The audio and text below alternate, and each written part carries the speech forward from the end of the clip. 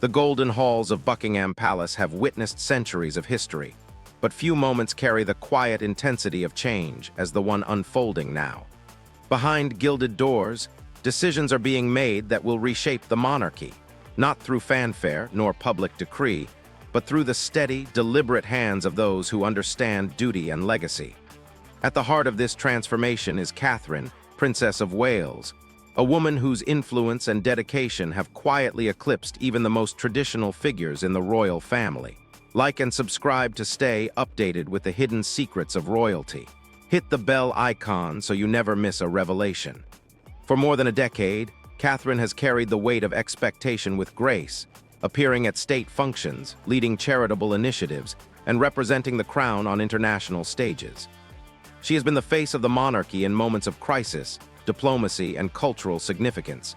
Yet despite her visible leadership, she has never held a personal crown, never received the symbolic recognition that her actions have earned. In a system where lineage and protocol dominate, her quiet authority has gone largely unacknowledged, until now.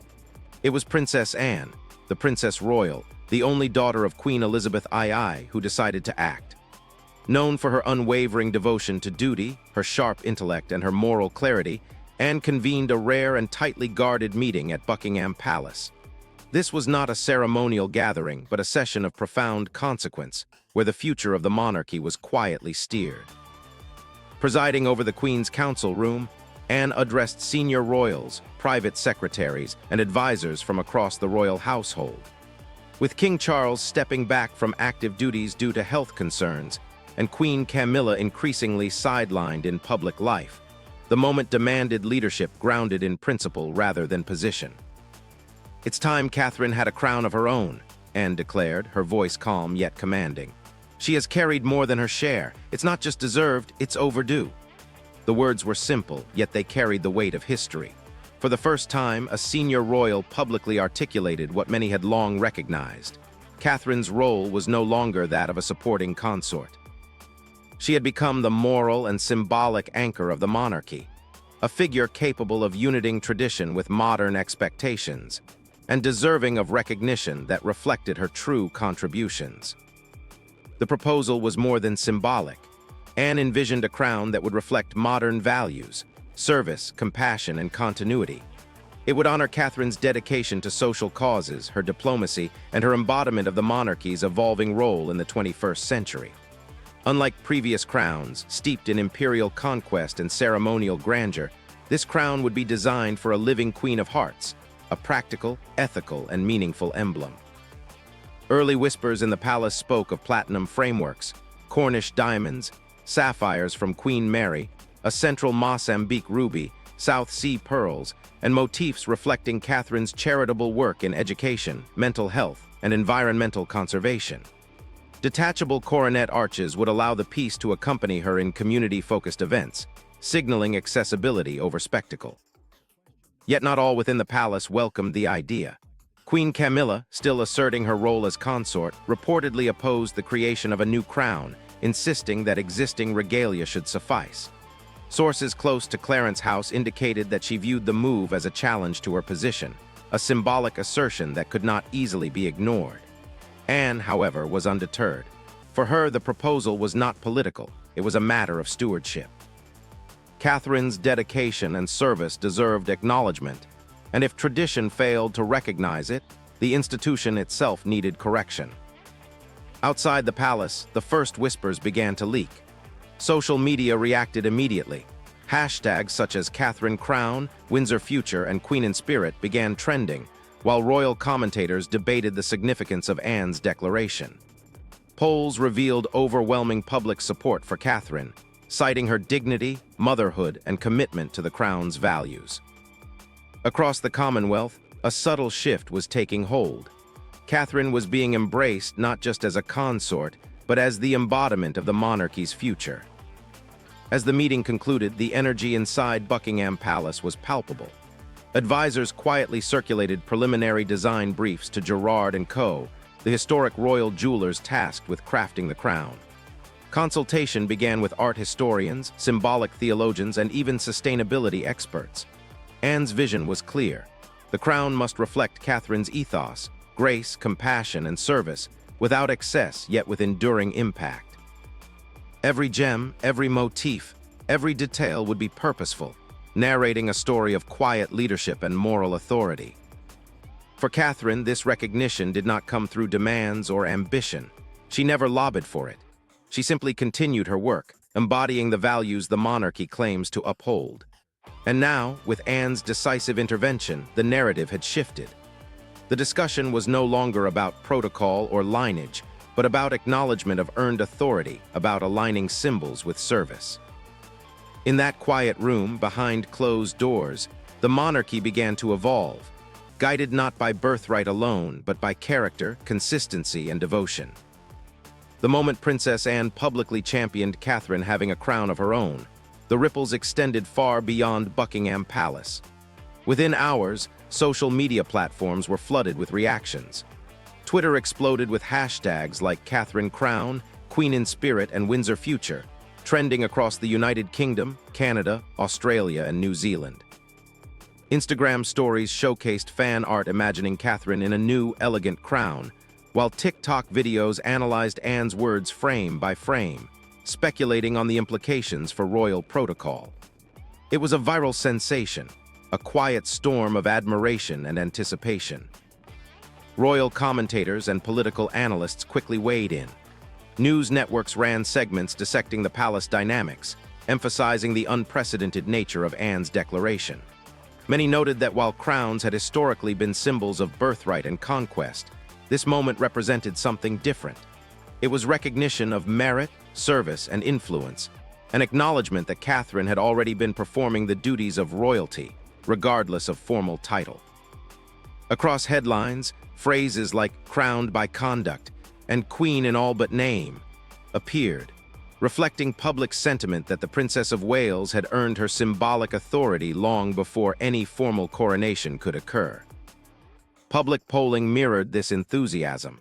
Surveys conducted across the UK showed over 80% support for Catherine receiving a personal crown. Citizens cited her advocacy for mental health, early childhood education, veterans, and environmental initiatives as key reasons why she deserved official recognition. The pollsters noted a generational divide.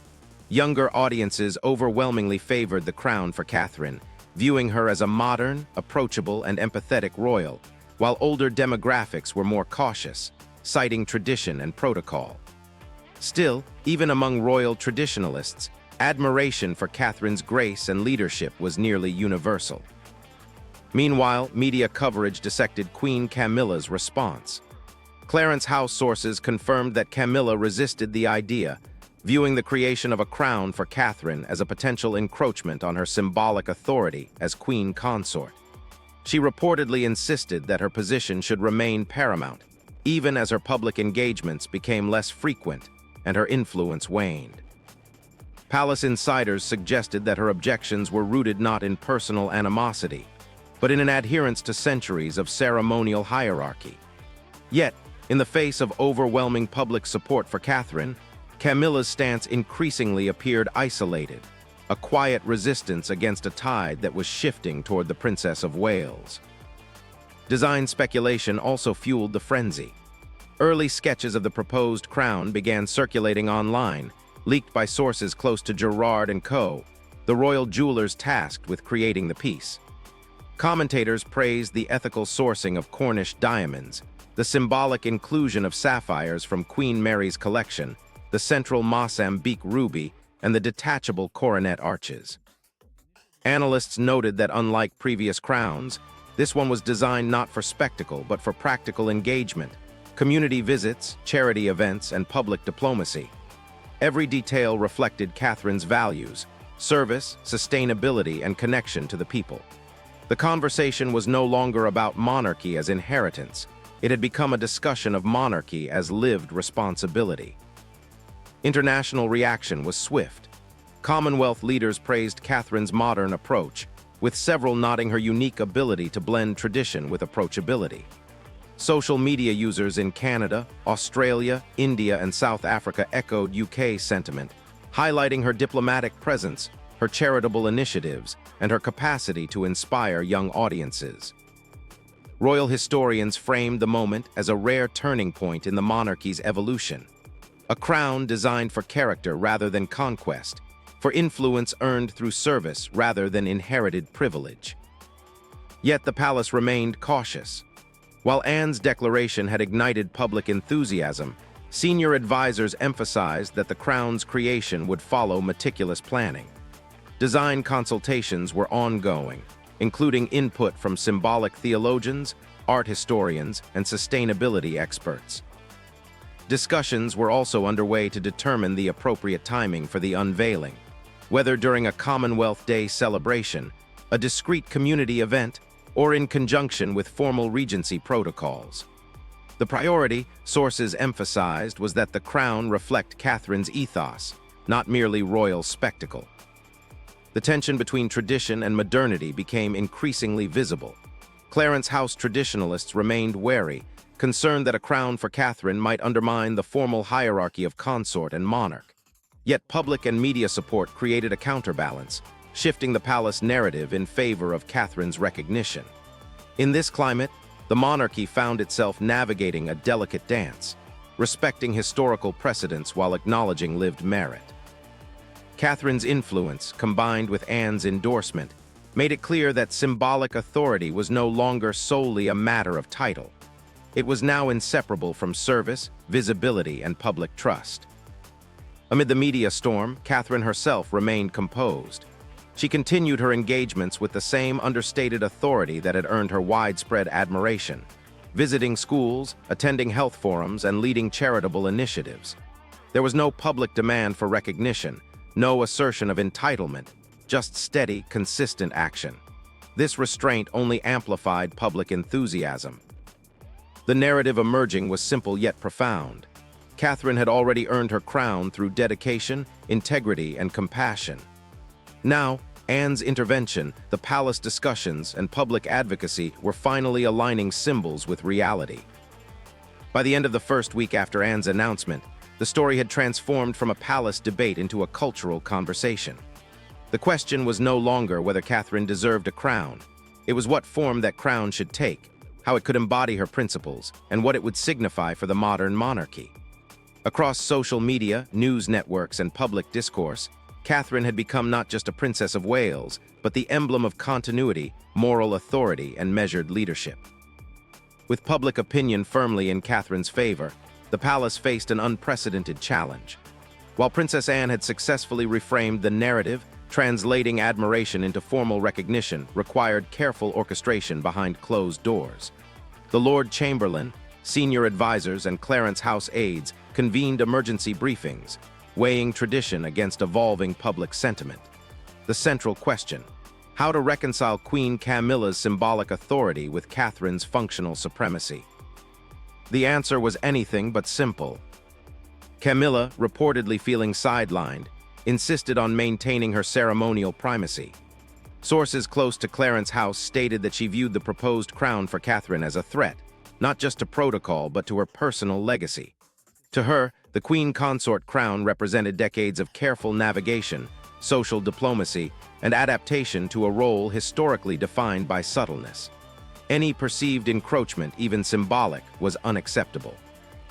Senior aides described tense closed-door conversations where Camilla reiterated her stance. "The crown I wear is the one I earned, and there will be no rival crowns." Meanwhile, Catherine remained outwardly composed, continuing her public duties with calm precision. Her engagements, ranging from early childhood initiatives in Manchester to environmental summits in Edinburgh, showcased her ability to embody authority without ceremonial formality. Advisors noted that Catherine's restraint amplified her moral and institutional influence, creating an invisible yet undeniable power shift within the monarchy. Public support now acted as a counterbalance to Camilla's resistance, and palace insiders acknowledged that ignoring it could have serious repercussions for royal legitimacy. The tension prompted urgent negotiations. Anne, leveraging her reputation as the crown's moral compass, orchestrated discussions between Clarence House traditionalists and Kensington advisors. In these sessions, she emphasized continuity over confrontation, stressing that Catherine's recognition would strengthen, not diminish, the monarchy's stability. "A crown for Catherine does not erase the Queen Consort," Anne reportedly told the room. "It secures the monarchy for the next generation." Her words carried weight. As the only daughter of Queen Elizabeth II, Anne's judgment was rarely questioned, and her support effectively protected Catherine from institutional pushback. Behind palace doors, the debate extended to symbolic theology and public messaging. Advisors consulted historians, theologians, and even sociologists to determine how a new crown could coexist with centuries of tradition. Discussions explored language for official statements, ceremonial protocols, and the timing of any unveiling. Every word mattered. Missteps could provoke public or diplomatic backlash, while careful framing could transform potential conflict into a historic statement of evolution and progress. Despite these precautions, tension escalated in subtle ways. Camilla reduced her presence at state events, quietly resisting invitations that could place her alongside Catherine in joint engagements. Clarence House sources reported logistical conflicts, from seating arrangements at banquets to the ordering of ceremonial processions. These adjustments, though procedural, symbolized a shifting balance of influence. Where Camilla retained her title, Catherine increasingly wielded functional authority and public legitimacy. Palace insiders also noted psychological dimensions. Camilla's allies cautioned that her retreat might embolden opposition factions or create internal resentment among staff loyal to traditional hierarchy. Kensington House advisors, conversely, argued that Catherine's consistent service and growing public trust neutralized potential crises. The emerging consensus was that influence had quietly moved. Catherine, though lacking formal coronation, had become the operational heart of the monarchy. Every summit she led, every speech she delivered, every visit she completed reinforced this reality. Amidst this tension, Anne's role became critical. She mediated meetings, proposed compromises, and maintained discretion. In one confidential briefing, Anne emphasized the value of timing. A crown for Catherine should not be rushed, but neither should it be indefinitely delayed. "History will remember not the speed of coronation," she reportedly stated, "but the wisdom of acknowledgement." By framing the crown as both symbolic and functional, Anne provided a solution that respected hierarchy while aligning with public expectation. Outside the palace, media speculation intensified. Commentators debated potential designs, the ethics of sourcing jewels, and the social implications of Catherine's rising symbolic power. Analysts highlighted the unique approach. Unlike previous crowns, Catherine's would be designed for accessibility, public engagement, and moral symbolism. Some critics argued that any crown would overemphasize status, but supporters countered that it reflected earned stewardship rather than entitlement, a distinction critical to modernizing the monarchy. In parallel, Catherine continued to demonstrate leadership quietly yet effectively. She personally reviewed community project reports, attended local forums unannounced, and met with Commonwealth youth representatives. Advisors noted that her consistent presence, combined with Anne's institutional backing, created a new paradigm.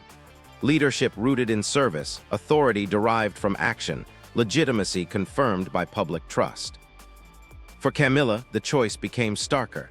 Concede symbolic ground or risk irrelevance in a rapidly evolving monarchy. As discussions proceeded, a tentative framework emerged. The crown's design, to be executed by Gerard & Co., would include ethically sourced gems, symbolic motifs, and detachable ceremonial elements reflecting Catherine's personal ethos. Timing would coincide with significant public engagements, ensuring visibility without spectacle. Anne's endorsement and Catherine's proven service rendered the project almost unstoppable, even in the face of traditionalist resistance. By the close of these negotiations, it was clear the monarchy was quietly evolving. Titles and ceremonial prerogatives mattered less than service, visibility, and public trust. Catherine had moved from consort to cornerstone, her influence both operational and symbolic. Camilla's resistance, while formal, could not override the momentum built by decades of dedication, public approval, and strategic mentorship by Anne. The crown, once a theoretical symbol, was now a near certainty, poised to redefine the relationship between authority, service, and legitimacy within the British monarchy. And while the palace remained careful to avoid overt confrontation, insiders recognized an undeniable truth. Catherine's ascension in influence was no longer contingent on ceremonial approval. It had already occurred in practice, validated by both institution and people. The day the crown was unveiled, it was nothing like a traditional coronation. No gold carriages, no velvet canopies, no state fanfare. Instead, a subtle yet profound ceremony took place within the serene halls of Buckingham Palace, attended by select members of the royal household, Princess Anne, and a few discreet advisors. Catherine approached, composed, her demeanor calm but radiating authority. The crown, forged of platinum, interwoven with Cornish diamonds, sapphires from Queen Mary, a central Mozambique ruby, and subtle South Sea pearls, was placed upon her head with quiet reverence. Detachable coronet arches, requested by Catherine herself, reflected her desire for flexibility and engagement. Every gem, every motif told a story: service, integrity, continuity, and compassion. This was not spectacle, it was substance. Immediately, the media captured images and sketches, spreading across global networks. Headlines proclaimed a new Queen of Hearts, crowned for the people, and monarchy reimagined. Social media erupted. Polls indicated overwhelming public approval, exceeding 90% in Britain and Commonwealth nations. Analysts noted a rare phenomenon. The crown's value, both symbolic and financial, did not hinge on pomp or ceremony, but on its alignment with Catherine's demonstrated stewardship. For the first time in modern history, the public's moral approval of a royal figure directly influenced palace action, rather than following it. Inside Buckingham Palace, the atmosphere remained tense but purposeful. Queen Camilla, by now increasingly sidelined, opted for silence rather than confrontation. Clarence House aides indicated that she had accepted the crown's existence privately, even if grudgingly. King Charles, still limited by health, issued a brief statement praising Catherine's dedication to public service and confirming her role as a key figure in the monarchy's future. No formal abdication, no grand proclamation, but the shift was undeniable. Catherine had assumed the monarchy's emotional and operational center, formally recognized, her crown a physical emblem of the authority she had already earned through service. The symbolic impact extended far beyond the palace walls. In schools, hospitals, and community events, Catherine's presence now carried added legitimacy. The detachable coronet allowed her to attend grassroots programs, reflecting the monarchy's commitment to accessibility. Royals, diplomats, and advisors observed that this crown represented a new model: leadership rooted in engagement, accountability, and moral authority rather than inherited privilege alone. Experts described it as a living crown, one that moved with the people, one that reflected values over lineage.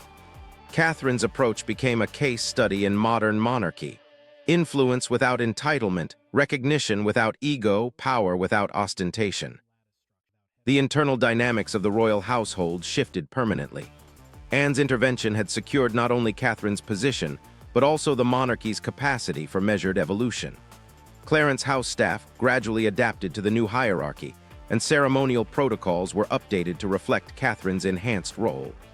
Camilla's retreat, initially seen as resistance, now allowed the palace to operate with less friction, demonstrating the subtle but decisive power of symbolic compromise. Analysts observed that monarchy could now maintain continuity, even while redistributing authority to individuals demonstrating competence and public trust. Catherine's approach to visibility was deliberate. She avoided media-driven spectacle, instead attending events that reinforced her connection to the public. Mental health campaigns, early childhood initiatives, and international diplomacy all served to strengthen the monarchy's soft power. Each engagement carried the authority of a crown already earned through action. Public sentiment, previously abstract, now had a tangible focal point. The crown was no longer a decorative emblem. It was a symbol of institutional legitimacy grounded in service, empathy, and consistency. Internationally, Catherine's status as a moral and operational center of the monarchy influenced Commonwealth relations. Leaders praised her diplomacy, empathy, and consistency. At summits, her words carried weight equivalent to her title, her actions reinforcing the monarchy's relevance in a modern world. For the first time, the monarchy's soft power was amplified not by grandeur, but by substance, trust, and credibility. Analysts called it a quiet revolution in royal authority, one that could redefine succession, public engagement, and institutional perception for decades. The crown itself, while magnificent, became a tool of soft power rather than spectacle. Ethical sourcing, transparency in funding, and culturally resonant symbolism positioned the monarchy as responsive to contemporary expectations. Commentators noted that Catherine's crown bridged tradition and innovation, lineage and earned authority, heritage and modernity. It was a crown designed to move, to adapt, to reflect a living institution rather than a static relic. For Queen Camilla, the final outcome was bittersweet. While she retained her title, her influence in practical governance and public visibility had waned. Yet the palace remained unified in outward appearance, and the monarchy emerged resilient. Anne's strategic foresight ensured that transitions occurred quietly, avoiding public scandal while honoring tradition and modern necessity. Catherine's crown, her steadfast service, and Anne's guidance collectively created a new blueprint for monarchy, one where symbolic recognition matched demonstrated merit. The lesson is clear. The crown is not merely an ornament. It is the embodiment of values, dedication, and the quiet authority earned through consistent, selfless service. Catherine may never hold a full coronation by traditional standards, but in the hearts of the people, within palace walls and across the Commonwealth, she has already been crowned. And this new era of monarchy, anchored by action, empathy, and modernized symbolism, may be its most enduring legacy yet.